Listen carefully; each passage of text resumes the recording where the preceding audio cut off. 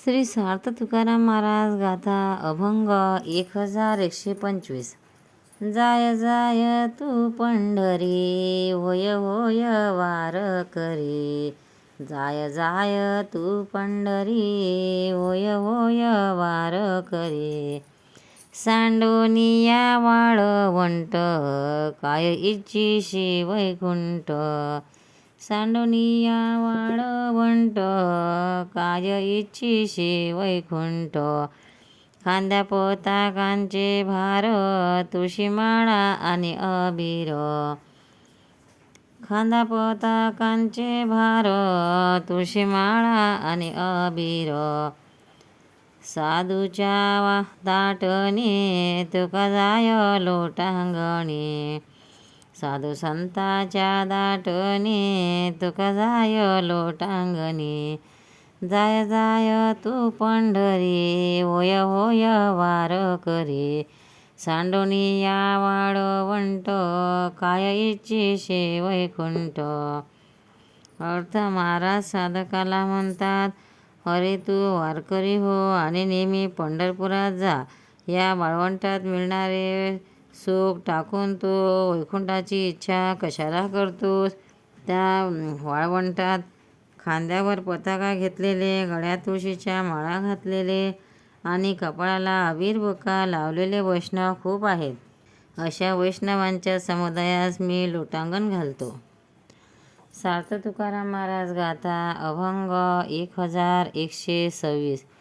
संतांच्या हिळणे वाटले ते तोंड.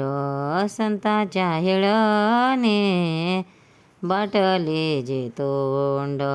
प्रत्यक्ष ते कुंड चरमकाचे. भेसळीचे वीर्य ऐसे अनुभवे. आपुले परावे नाही खळा. संतांचा जो शोध करीतो चंडाळ. धरावा विटाळ बहु त्याचा. संतांचा जो शोध करीतो चंडाळ. धरावा विटाळ बहु त्याचा. तुका म्हणे केली प्रतिज्ञा याजसाठी.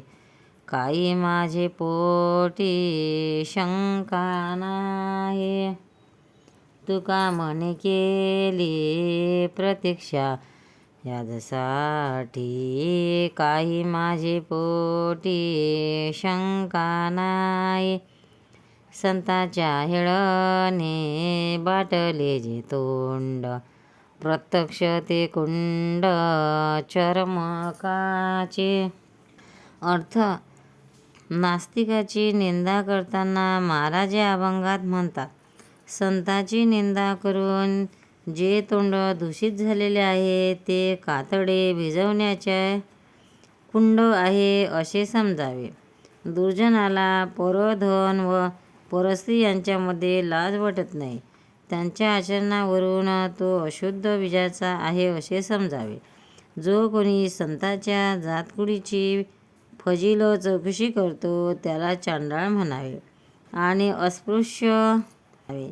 मी प्रतिज्ञेवर असे सांगतो आणि त्याबद्दल मी कोणालाही भीत नाही. पंढरीनाथ भगवान की जय. तुकाराम महाराज की जय.